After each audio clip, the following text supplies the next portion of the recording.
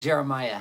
As we've been working our way through the Bible, we've seen that the Bible is telling a story, and a lot has happened in this story so far. In the first 5 books, we learned how things started, where things went wrong, how God planned to fix the problem, and how he was going to do that through a certain nation. And to accomplish that, we watched as he created that nation out of nothing, rescued them from slavery, gives them the gift of the law so that they can live out their calling as a holy nation and as a kingdom of priests.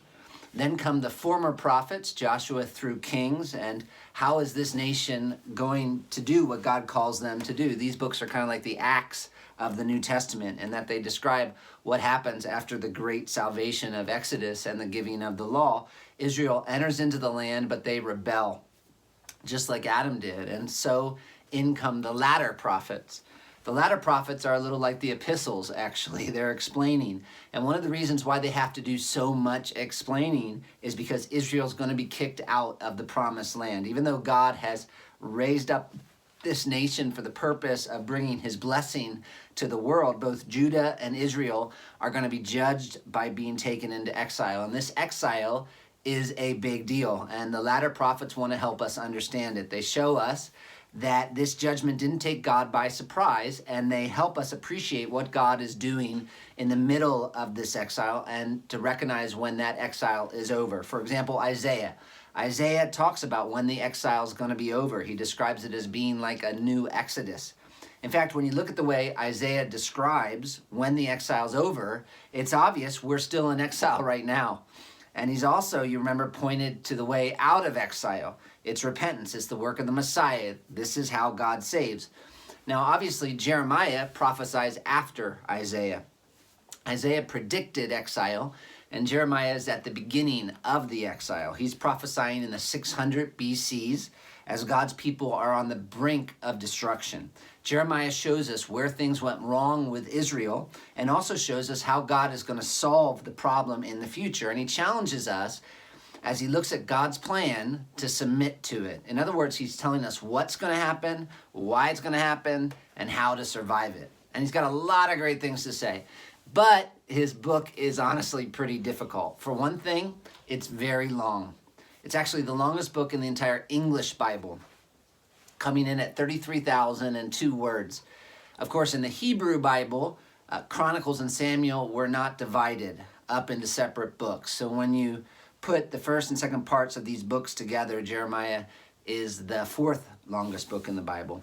It covers a span of 4 decades and includes biographical material from his only disciple, one disciple, Baruch. Jeremiah actually dictated this book to Baruch, and Baruch wrote everything down. It contains all kinds of different literature, which makes it a challenge. There's autobiography, poems, reports of sermons, messages denouncing foreign nations, historical narratives, and it doesn't really go in order. It's not arranged chronologically. It sometimes feels, someone said, like a person was carrying a notebook of Jeremiah's prophecies. They dropped the notebook, out came all the pages, and they just quickly put them back together. It doesn't always seem to have a system.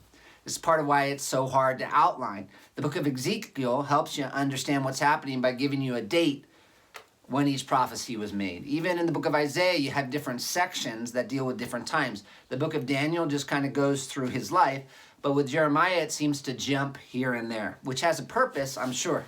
This is inspired, so it has a purpose. One author compares the book of Jeremiah to a snowball rolling downhill. What you have in this rolling corpus is that basically the earlier messages of the book of Jeremiah, as they grow and develop, accumulate material like a snowball rolling down a hill. Though honestly, while that obviously does have a purpose, that purpose is sometimes hard to appreciate. One scholar comments, the materials are not in a chronological sequence and do not seem to follow a coherent plan, or at least if there is some inner logic to the arrangement, it has escaped interpreters.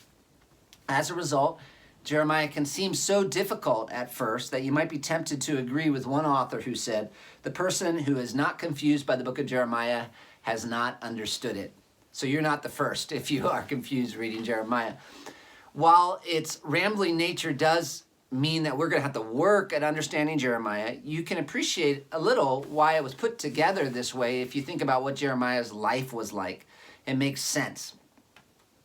The Hebrew version of the book, one man writes, may be shaped as it is because Baruch and Jeremiah wrote it piecemeal in the midst of their turbulent lives.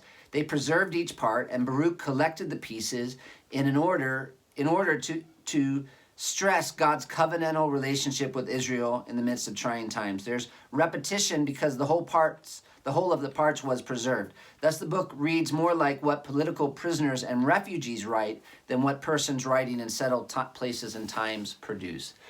Another scholar explains, there are places in the book of Jeremiah where it's very confusing to try to follow the chronology because Jeremiah seems to be in these various prisons and different locations, and you may be reading through the book and asking the question, how did he get from this prison to that prison? Why isn't there an explanation of that? But in a sense, that reflects the disorder of Jeremiah's life, and it reflects the disorder of a man who often has to preach on the run, or a man who has to record the scroll of his prophecies and then go into hiding because it's not safe for him to appear in public. We see some of the challenges that Jeremiah faced in Jeremiah 36, where God commanded Jeremiah to write his prophecies down. After reading what God commanded him to write, word got to the king, who took the scroll, and as one of the king's servants would read parts of the scroll, what did the king do? Jeremiah 36:23. As Jehudi read 3 or 4 columns, the king would cut them off with a knife and throw them into the fire in a pot until the entire scroll was consumed in the fire that was in the fire pot. Now, that wasn't the end, obviously, because what did God command Jeremiah to do afterwards? 36:32. Then Jeremiah took another scroll, gave it to Baruch the scribe, the son of Neriah, who wrote on it at the dictation of Jeremiah all the words of the scroll that Jehoiakim, king of Judah, had burned in the fire, and many similar words were added to them. So you can't stop God's word, but it does show that Jeremiah's life was challenging, and it helps you understand why the book is organized the way it's organized. And it's a picture of what Jeremiah's ministry was like. And as a result, it's not very shocking that this book feels a little scattered sometimes. One author writes, it might help to think of the book of Jeremiah as a notebook or scrapbook of things written by the prophet about his ministry. Jeremiah includes enough news clippings to piece together the story of his life, but just as important are the prophetic poems he wrote to address the spiritual needs of his generation and to express the emotions of his own suffering soul. So think about it kind of like a scrapbook of the prophet Jeremiah. In spite of all of these challenges, there is at least an overall flow to the book that we actually find in the book itself. What does Jeremiah 1:10 say that God had set him over the nations to do? Listen to it. See, I've set you this day over nations and over kingdoms to pluck up and to break down, to destroy and to overthrow, to build and to plant. So that was Jeremiah's ministry. In Jeremiah 31:28, what does God say he had previously watched over Israel to do, and what would he watch over them to do in the future? He says, and it shall come to pass that as I have watched over them to pluck up and to break down, to overthrow, destroy, and bring harm, so I will watch over them to build and to plant, declares the Lord. As you can see, there's a breaking down and there's a building up.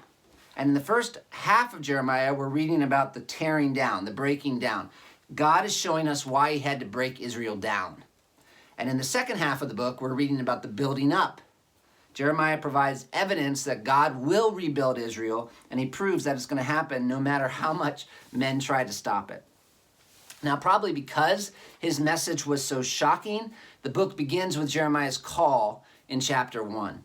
We need to know that this man who is saying these shocking things is really speaking for God. And he introduces himself in verses 1-3. What does he say about himself here? He says, this is the words of Jeremiah, the son of Hilkiah, one of the priests who were in Anathoth in the land of Benjamin, to whom the word of the Lord came in the days of Josiah, the son of Ammon, king of Judah, in the 13th year of his reign. So Anathoth in those days was a small town located fairly close to Jerusalem, but at a higher elevation, which made the journey back and forth pretty difficult. It was what you call a Levitical city. It was set aside for the Levites. The tribe of Levi, you remember, was the one tribe that didn't have a specific geographical region given to them. Instead, they were scattered throughout the whole nation to teach people about God. But they were given certain cities to live in, and one of those cities was Anathoth. The first time we read about this town is back in Joshua 21:18, where Joshua is was giving cities to the Levites, and he gave this city to the tribe of Benjamin. Probably one of the things that made this city most famous, or we should say infamous, is that this is the city Abiathar was banished to. You remember Abiathar?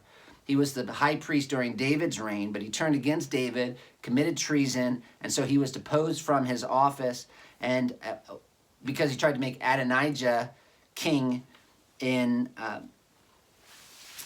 Solomon's place, right? And as a result, his offspring lost the privilege of serving in the priest role in the temple, but instead of putting him to death, Solomon sent him to Anathoth. Now, we read here that Jeremiah was the son of Hilkiah, who was one of the priests who was in Anathoth. Hilkiah is a pretty famous name as well. What does 2 Kings 22:8 say that Hilkiah had done? Maybe you can remember it. He was the one who found the book of the law during Josiah's reign. And so if Hilkiah was Jeremiah's father, and if it's this Hilkiah, then we understand why Jeremiah loves Deuteronomy so much, because he's constantly quoting Deuteronomy in this book. His dad would have been the one who found Deuteronomy. But that's Jeremiah's personal background. Now for the political background, Jeremiah tells us that he became a prophet during Josiah's reign, and that's a high point in Judah's history. You have to understand that. We read about Josiah in 2 Kings 22 and 23, 2 Chronicles 34 and 35. Josiah was born around 640 BC. He became king at age 8. He was the last faithful king of Judah. In fact, really in the book of Kings, there are only 2 kings whom the author considered to be truly faithful to God. Their names were Hezekiah and Josiah was the best. Jeremiah tells us he started prophesying in the 13th year of Josiah's reign, 627 BC. Now, it was in the 18th year of King Josiah that he began his great spiritual reforms in Judah. This means Josiah was about 21 years old when Jeremiah was called into the ministry. So Jeremiah, who was called as a young man to be a prophet, began preaching during the early years of the King Josiah's life as well. Now, one of the reasons for the revival that took place during Josiah's reign is because during the 18th year of his reign, after having cleansed the land, Josiah decided to do some repairs on the temple. As they were beginning to do these repairs, Hilkiah found the book of the law. And according to 2 Chronicles 34, 30 to 33, what happens? The king went up to the house of the Lord with all the men of Judah, the inhabitants of Jerusalem, the priests and all the Levites, all the people both great and small, and he read in their hearing all the words of the book of the covenant that had been found in the house of the Lord. And the king stood in his place and made a covenant before the Lord to walk after the Lord and to keep his commandments and his testimonies and his statutes with all his heart and all his soul, to perform the words of the covenant that were written in this book. Then he made all who were present in Jerusalem and in Benjamin join in it. And the inhabitants of Jerusalem did according to the covenant of God, the God of their fathers. And Josiah took away all the abominations from all the territory that belonged to the people of Israel, and made all who were present in Israel serve the Lord their God. All his days they did not turn away from following the Lord, the God of their fathers. Which, reading that, is huge. That is just so huge. You can't really overestimate how big that is. But when he died, Judah went downhill so fast, and there were lots of difficult things that Josiah had to deal with because Judah was so pagan, and so he tries to fix it, but it seems like really at the core they were too far gone. They had a good king, he tried to bring them the right way, but they were too far gone. And they were somewhat serious about obeying God while their king was ruling, but when Josiah died, an idolater came to the throne right after him, and they just went back to worshiping idols. So it wasn't a true revival.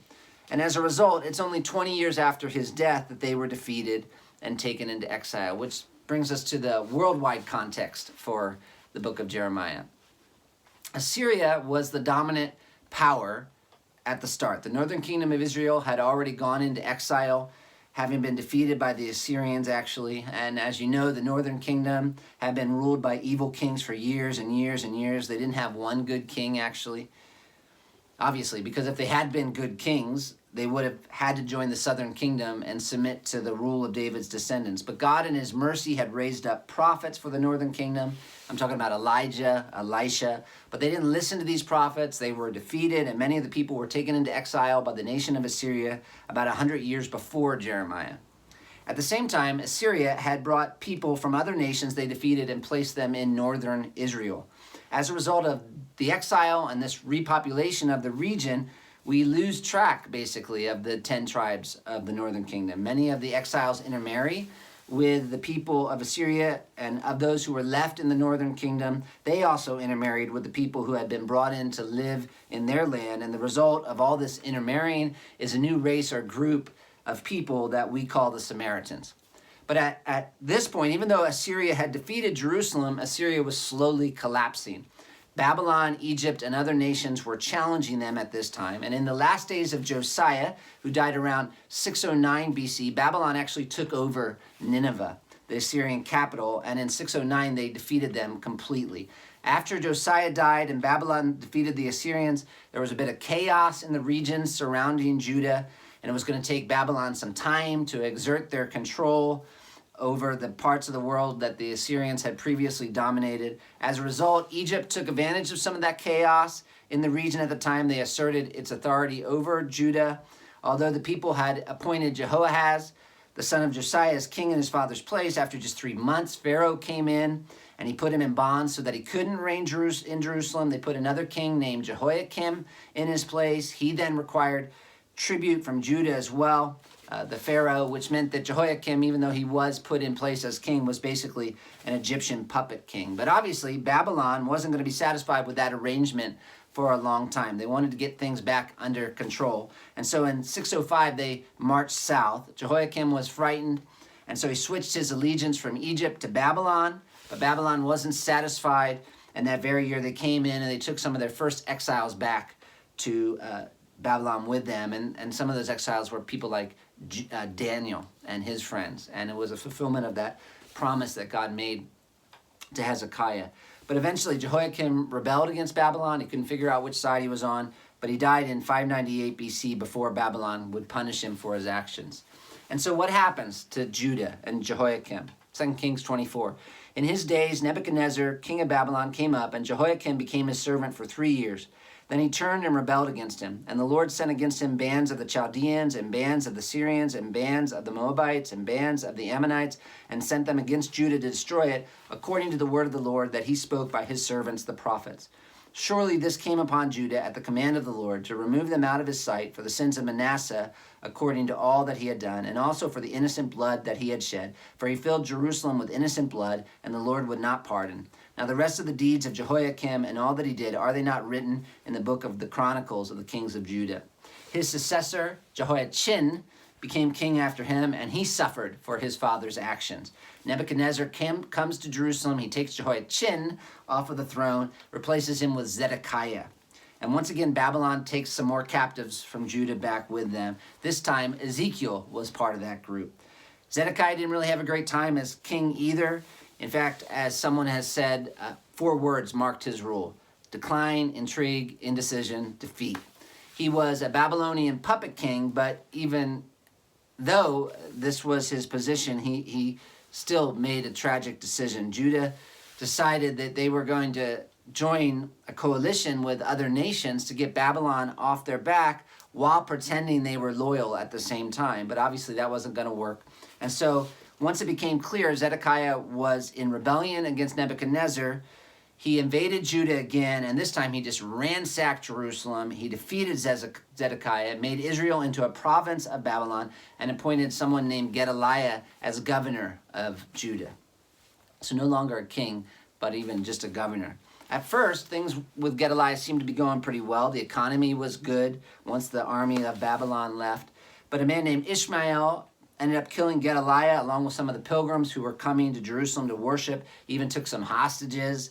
The hostages ended up being rescued, but the people were pretty afraid of how Nebuchadnezzar would react once he heard that Gedaliah had been murdered. So a group of leaders decide that those who were in some way associated to what happened to Gedaliah should flee to Egypt. But before they did that, they asked Jeremiah to find out what God thought of that decision. And Jeremiah says they definitely shouldn't flee to Egypt, but the people wouldn't listen. And even worse, they forced Jeremiah and Baruch to come with them. He tells them, you shouldn't do this. They say, we're going to do it, and we're going to bring you with us. While that's terrible, it actually fulfills a prophecy made about Jeremiah that he would be a prophet to the nations. And while he's in Egypt, he does just that, preaching against Judah's sins, preaching against Egypt's sins, and the sins of other nations. And in a nutshell, That is the story behind the book of Jeremiah. And we can see from even that short historical introduction about Jeremiah's personal background, the political background, the worldwide background, we can see from that what was going on there, that one of the big questions Jeremiah was going to have to answer was why and how God's city, Jerusalem, could be overthrown by this pagan emperor Nebuchadnezzar. And we'll look at how he explains that in videos that